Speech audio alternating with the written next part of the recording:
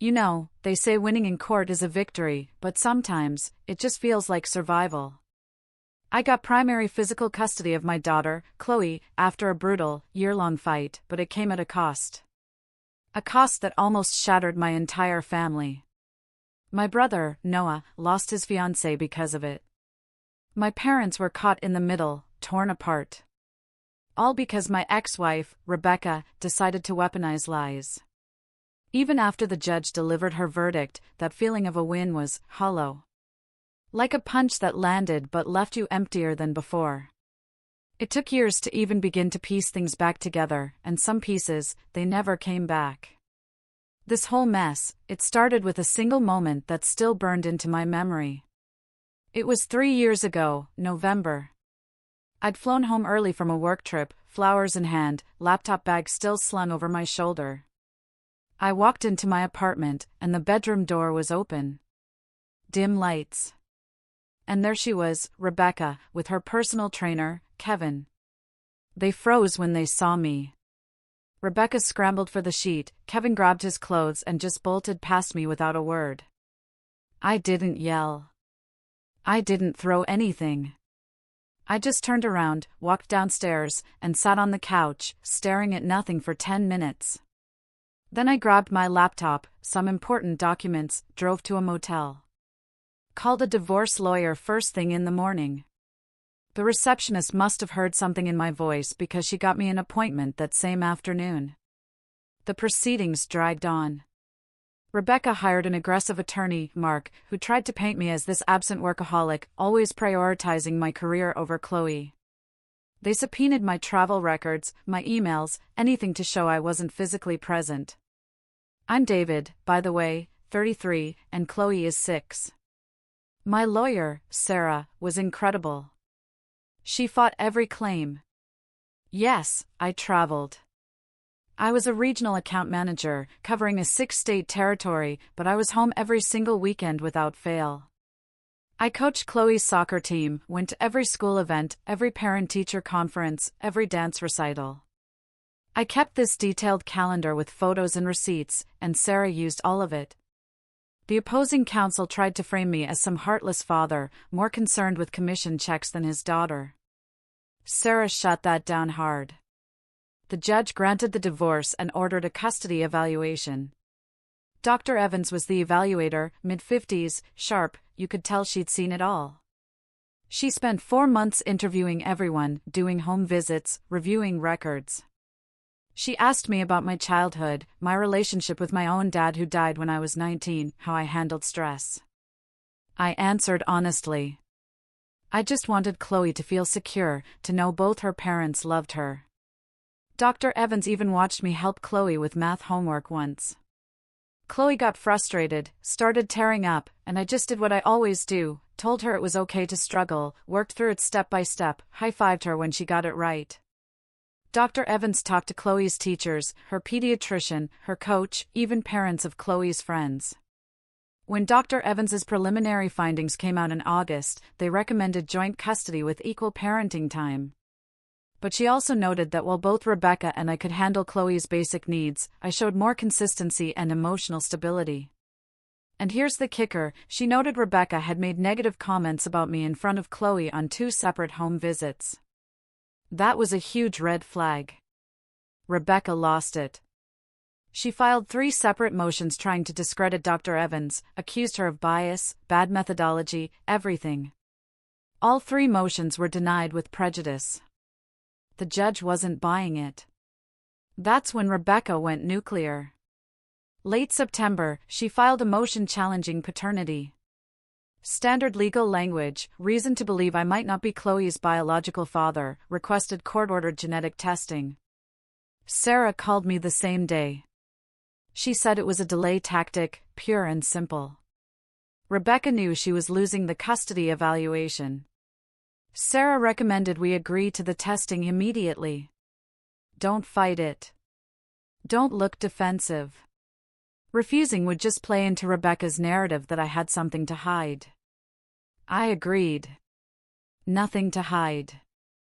But Sarah also said something that stuck with me. If Rebecca was willing to challenge paternity when she knew damn well I was Chloe's father, it meant she was planning something else. Something personal. 2 weeks later, I found out exactly what that something was. Rebecca showed up at my apartment, unannounced. It was early October. Chloe was at her place for the week, so there was no valid reason for the visit. I opened the door, and she was just standing there, in her work clothes, holding a manila folder. She held it out. "You deserve the truth before the results come back." I took it. She didn't move. "I'm done protecting people who don't deserve it."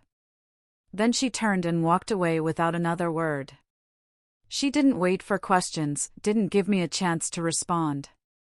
Just delivered her package and disappeared into the parking lot. I stood there for a minute, trying to figure out what game she was playing. Inside the folder was a whole packet of supposed evidence. A timeline from 6.5 years ago, around when Chloe was conceived. Screenshots of text messages allegedly between Rebecca and my brother, Noah. A credit card statement showing a hotel charge in Noah's name on a date circled in red marker. A printed statement from someone named Kelly Miller, claiming to be a friend who witnessed Noah and Rebecca together. The timeline was detailed. It showed Noah visiting Nashville for a family event that March. Noted that I'd been traveling for work that same week, highlighting a 3-day window where, according to Rebecca, she and Noah had been alone together. The text screenshots were bad. Flirty messages, building over weeks. Plans to meet up. One mentioned a weekend at the coast where they supposedly hooked up. Another about keeping things from me because it would destroy everything. The hotel receipt showed a charge at a boutique hotel downtown on March 22nd, in Noah's name. Kelly Miller's statement was brief but specific, claiming she'd worked with Rebecca and personally witnessed them together, describing them as very intimate. I sat down at my kitchen table and went through each page like I was reviewing a sales report. The whole thing was packaged like a Costco-sized betrayal. Bulk quantity, suspiciously cheap, and guaranteed to ruin your week. I didn't throw the folder. I didn't punch a wall. I didn't call Noah screaming. I called Sarah.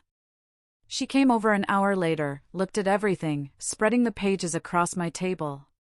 She said this was a hit job. Rebecca knew she was losing the custody evaluation. She knew the paternity test would prove I was Chloe's father. This packet wasn't about court. It was about blowing up my family before the hearing, breaking my support system, making me so stressed I'd settle for whatever she wanted. Sarah said we needed to verify everything through legal channels. If it was fake, and she was pretty sure it was, we could use it against Rebecca, but I had to stay calm. Let her handle it. Don't give Rebecca what she wanted. I asked what I should do. About Noah.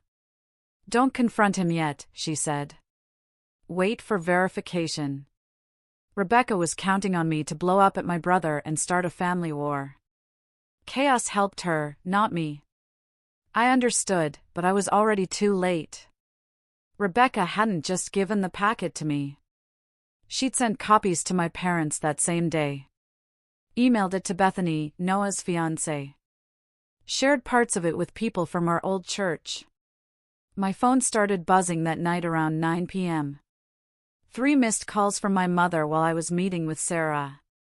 A voicemail from my father, asking me to call him back immediately. A text from Noah, "What the hell is happening?"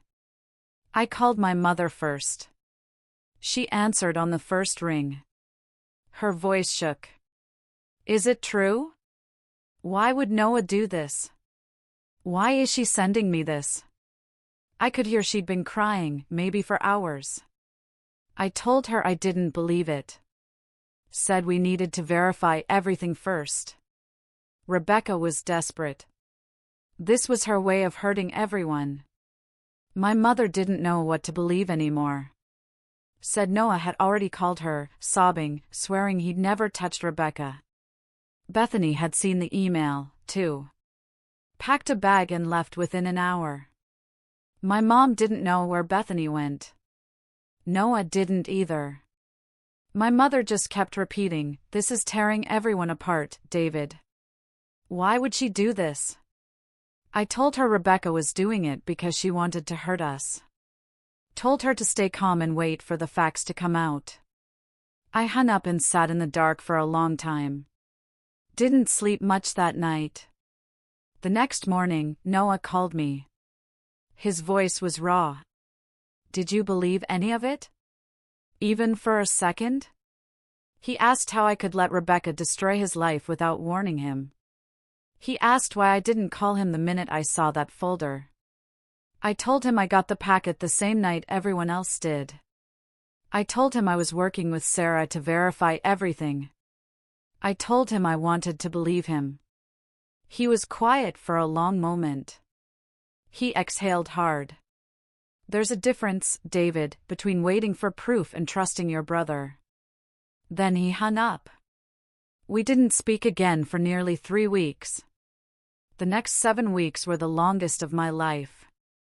I kept my routine because routine was the only thing holding me together.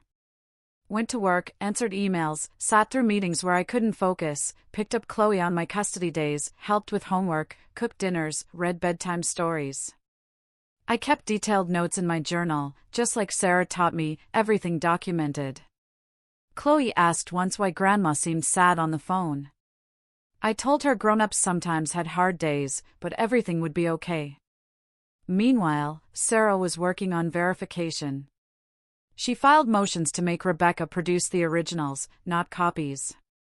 The actual devices where the text messages supposedly existed, or iCloud/Google backups.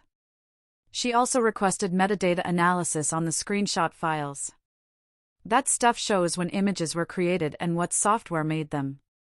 And she scheduled a deposition with Kelly Miller.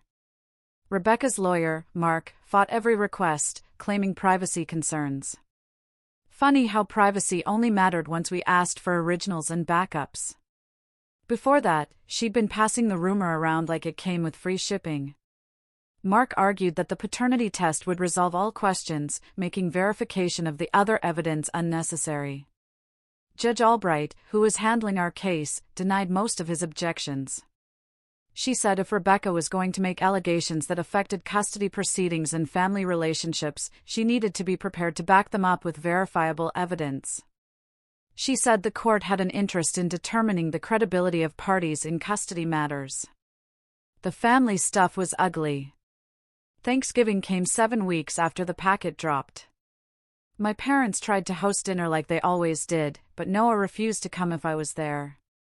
Not because he was still mad at me specifically. He'd cooled off enough to admit I was just another target of Rebecca's scheme.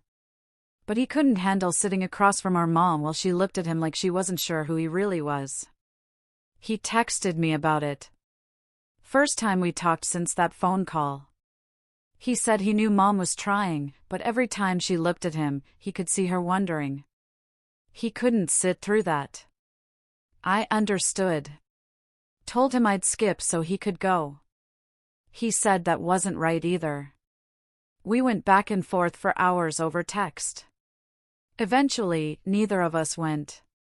I spent Thanksgiving at my apartment with Chloe, made a small turkey breast, watched some movies.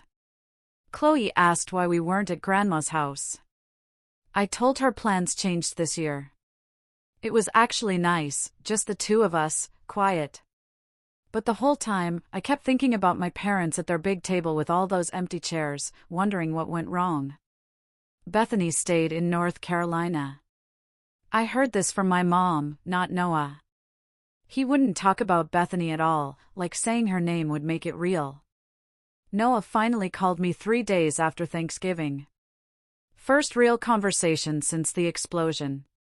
He sounded hollow, beat down. Said Bethany still wouldn't return his calls. He'd driven to North Carolina the weekend before, and her parents turned him away at the door. Didn't even let him inside. He said he'd done nothing wrong and his life was still destroyed. Doesn't matter that he's innocent. The accusation alone was enough to end his engagement. I told him I believed him. Not wanted to believe, but believed. said the verification was already showing holes in Rebecca's evidence. We'd have hard proof soon. He was quiet for a while, then said he appreciated that, but proof wouldn't fix things with Bethany. She'd looked at him like he was a stranger. Like 7 years together meant nothing compared to a few screenshots. I didn't know what to say. The verification started bearing fruit in early December. Sarah called me with the first breakthrough. The digital forensics consultant she'd hired had completed his analysis of the screenshot image files. The results were damning. Sarah said these images were created this year. They weren't screenshots from 2018. The metadata embedded in the image files proved it. These weren't photographs of an old phone screen.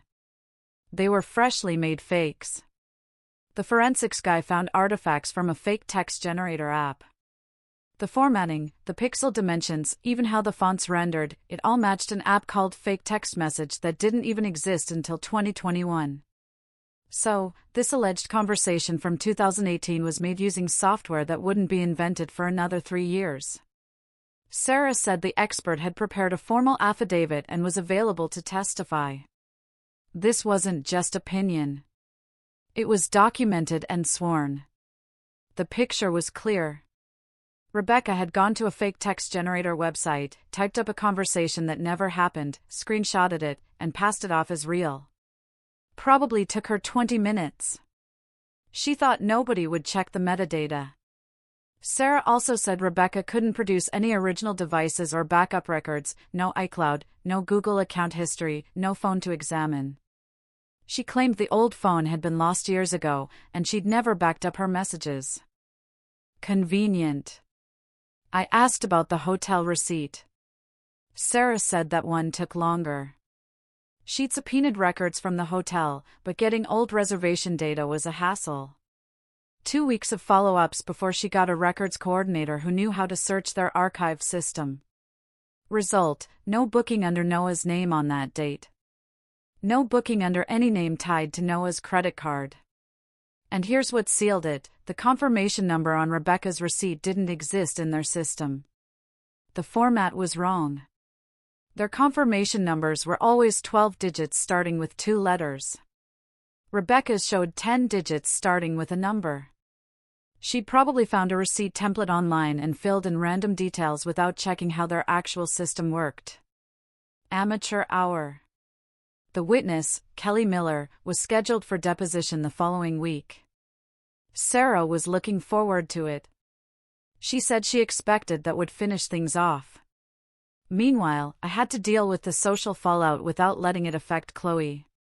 The church got awkward. Rebecca had shared parts of the packet with people from our congregation. Word spreads fast in those circles. Some woman I barely knew came up to me after service, asking if everything was okay at home, like she was concerned but really just wanted gossip. I stopped going. Found a smaller church across town where nobody knew us. Chloe asked why we switched. I said I liked the new one better. She just asked if they had donuts. They did. Work became a refuge. The one place where nobody knew anything about my personal life. I started keeping a second journal. Not the custody log Sarah had me doing for court. This one was personal, how I was keeping it together when everything around me was falling apart. Sarah had told me early on that these kinds of custody cases destroyed people who let emotions run the show. The parents who won were the ones who stayed strategic, kept their cool in depositions and courtrooms. Never gave the other side ammunition. I took that seriously. Every time I wanted to call Rebecca and lose it on her, I wrote in the journal instead. Every time I wanted to drive to Noah's place and make him believe me, I wrote instead. That journal filled up fast. The DNA testing was scheduled for December 12th at a lab downtown. Both Rebecca and I submitted samples. Chloe's was collected separately by a court-appointed worker at a kid-friendly facility so she wouldn't freak out. I got there at 9 o'clock with Sarah. Rebecca showed up 15 minutes late with Mark. She looked put together but tired. Whatever she was planning, the stress was getting to her, too. The actual test took 5 minutes. Cheek swab, documentation, chain of custody signatures. The technician was all business. I went back to work and tried not to think about it. Tried not to count the days until I'd officially know what I already knew. Meanwhile, Rebecca was still working her campaign outside the courtroom. She called my parents again, sobbing, saying she was terrified of what Noah might do if the truth came out. Told them she'd been carrying this secret for years to protect everyone. But now she was scared. Started implying things about Chloe's safety around Noah without actually saying anything directly. Classic Rebecca. Plant the seed. Let other people's imaginations do the dirty work. My mother called me that night. She sounded exhausted. She said Rebecca had been crying on the phone for an hour. She said she didn't know what was true anymore. She said she wanted to believe Noah, but Rebecca seemed so genuinely afraid. I told her Rebecca was performing.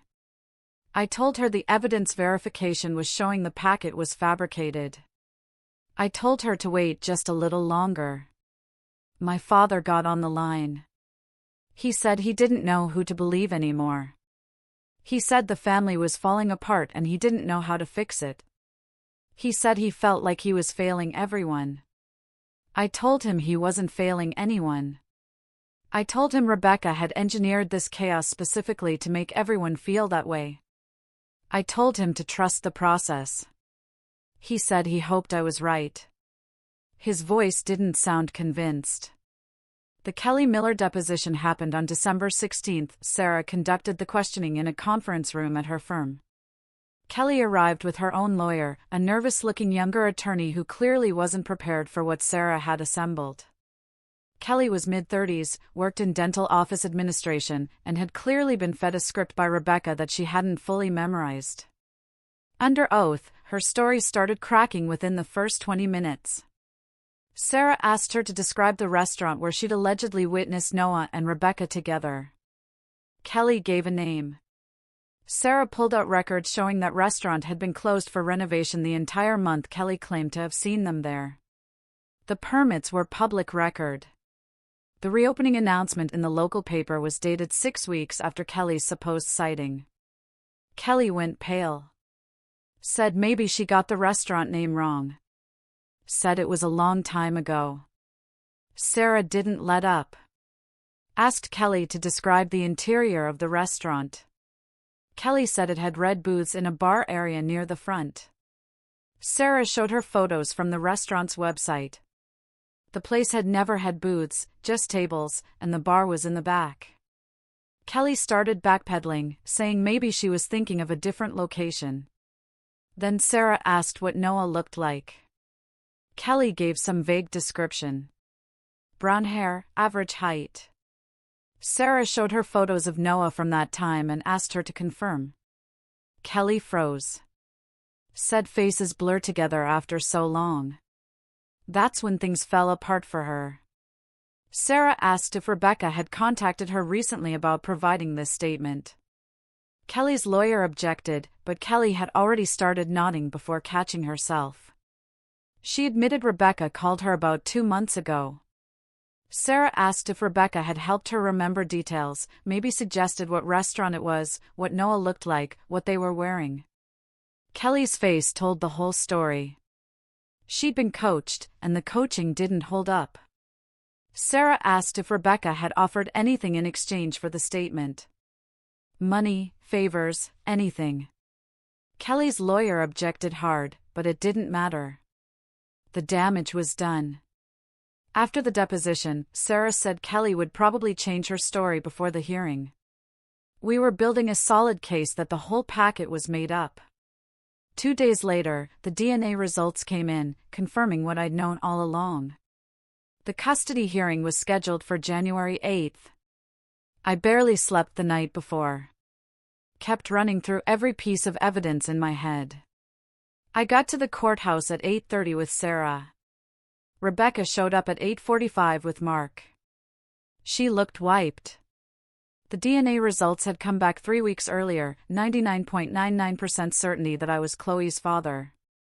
Her paternity challenge was dead, and the verification had blown up the rest of her case. Sarah had put together a full filing, the forensic analysis showing the screenshots were created months ago with fake text software, no devices or backups, the bogus hotel receipt, the collapsed witness testimony. Rebecca's whole packet was exposed as fraud.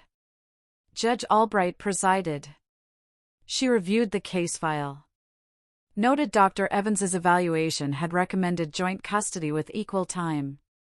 Noted Rebecca filed a motion challenging paternity. Noted genetic testing confirmed I was Chloe's father. Then she looked at Mark and asked him to explain his client's basis for the paternity challenge. Mark did his best, said his client had genuine concerns based on circumstances, but those were now resolved, and his client accepted the results and wanted to move forward. Judge Albright looked at Mark. Were these allegations connected to the paternity motion? Yes or no? Mark hesitated, tried to say his client had shared concerns privately with family members, which was her right. Sarah stood up, asked the court's permission to present evidence about those private allegations. Said the court needed to see the full picture of what was really going on here. The judge allowed it. Sarah walked through everything. The metadata showing the screenshots were faked. The missing devices, the bogus hotel receipt, the restaurant that was closed, Kelly's backpedaling. She argued that Rebecca had manufactured evidence to blow up my support system and force a settlement. It showed terrible judgment and a willingness to hurt anyone to win. Mark objected repeatedly. Judge Albright overruled most of them. She didn't even look annoyed, more like she'd already made up her mind and was just letting the record build. Judge Albright said, "This court does not reward parents who manufacture conflict. When a parent deliberately destroys family relationships through fake allegations," she said, "it goes straight to judgment and the child's best interests. Kids need stability. They need parents who act like adults." What Rebecca had done was the opposite of that.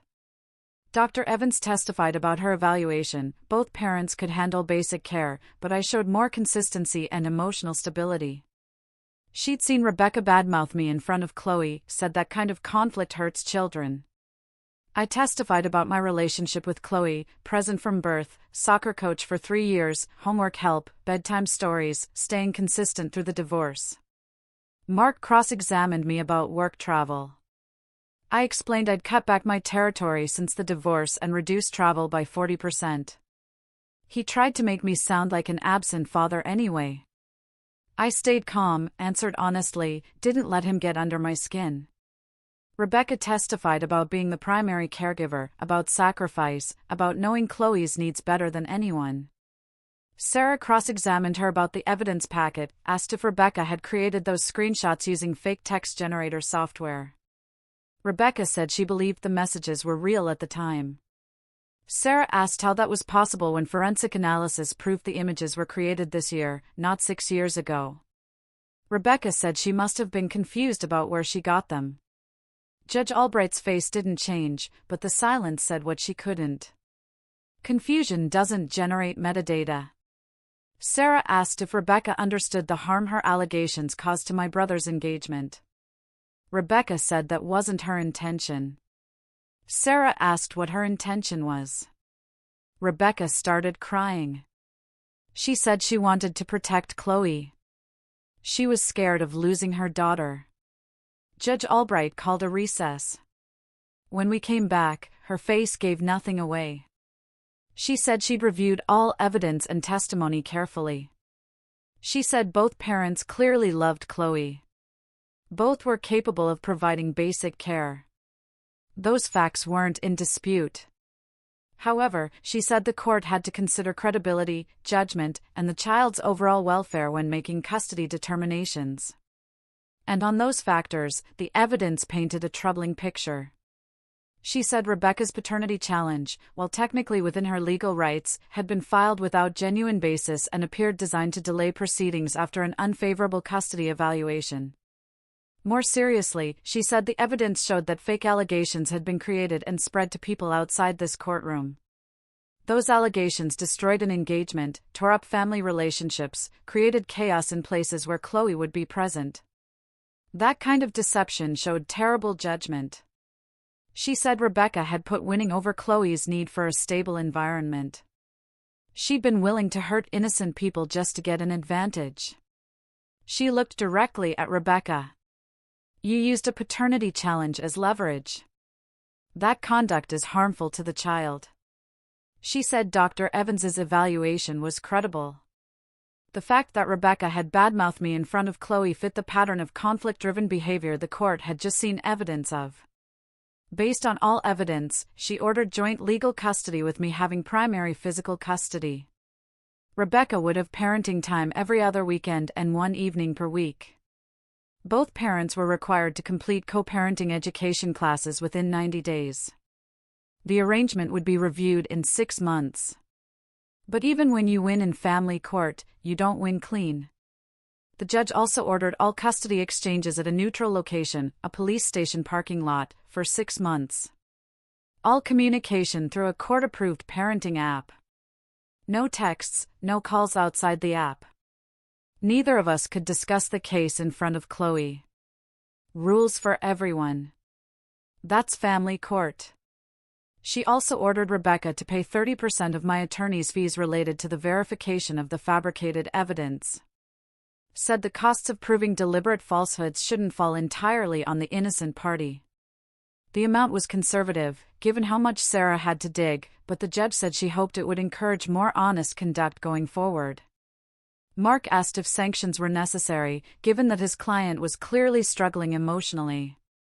Judge Albright said emotional distress didn't excuse deliberate fabrication of evidence.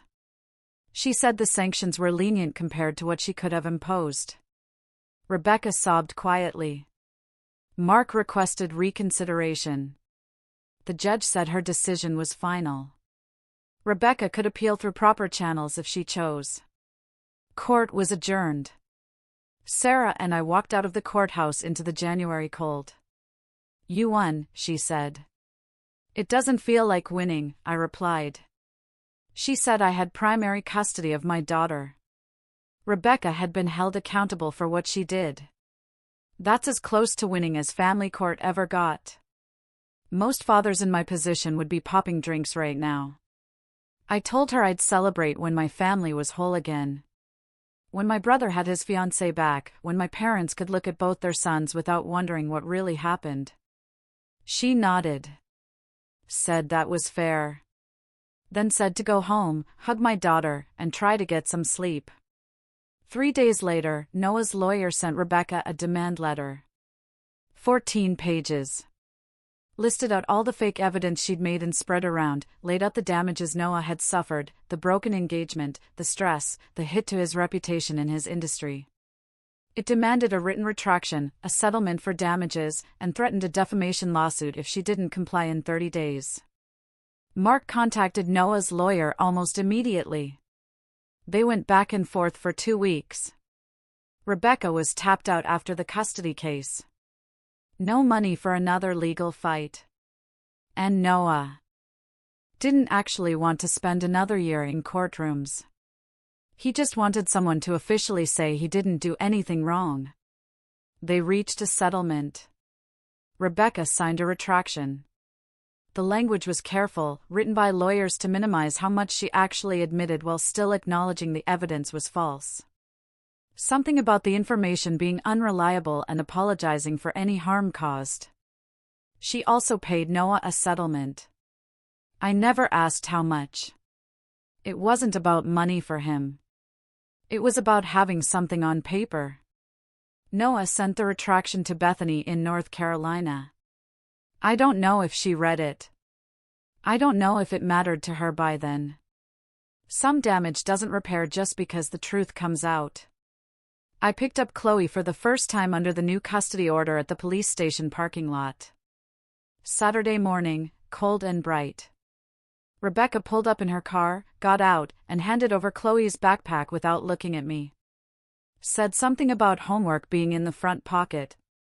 The whole exchange took 30 seconds. Cops walking in and out, not paying attention to us. Just another custody swap. Weird way to start your weekend with your kid, but that's what the judge ordered. In the car, Chloe asked why Mommy cried so much lately. I said sometimes grown-ups had hard times, but Mommy loved her and everything would be okay. She started telling me about her class pet, a hamster she got to feed last week. That night after Chloe was asleep, I just sat there. 10 months of custody war. A fake scandal that almost destroyed my family. A brother who was talking to me again, but still tensed up when I called out of nowhere. Noah and I were rebuilding slowly. You don't fix that kind of damage with a court ruling or a settlement check. Trust comes back in inches, not miles. We'd grab lunch sometimes. Talk about sports, work, normal stuff. Neither of us brought up those weeks when we weren't speaking. Some things you just move past. My parents came over for dinner the following week. Mom hugged me for a long time when she walked in. Dad shook my hand and said he was proud of how I'd handled everything. Said he was sorry for the times he'd wavered. I told him there was nothing to apologize for. Bethany stayed in North Carolina. Noah told me they'd had exactly one phone call since he sent her the retraction. She said she needed more time. He said he'd wait as long as she needed, but his voice didn't sound hopeful. Some things just don't come back. That's the part Rebecca never counted on. She got to walk away with shared custody and her pride mostly intact. While my brother lost someone he was going to marry, all because she wanted to win a custody battle. Rebecca completed her co-parenting classes. Showed up on time for her weekends. Chloe always came back happy from those visits, which was all that really mattered. Maybe Rebecca was learning something. Maybe she was just being careful. Either way, Chloe was protected. Noah got engaged again 14 months later. Different woman. Met her at a work conference. She's good. Treats him right. Looks at him like she actually trusts him. I was his best man. At the reception, Noah pulled me aside near the garden entrance. He looked actually happy for the first time in months. He said he was sorry for those weeks of silence after the packet dropped. Said he'd let Rebecca's lies get into his head. He should have known better. I told him it was over. Told him we were good. He nodded. We shook hands. Then he pulled me into a hug. We didn't need to say anything else. But what about you? What do you do when someone plays this dirty, even after the dust settles? Do you try to rebuild trust with someone like Rebecca, or do you just learn to parallel parent forever?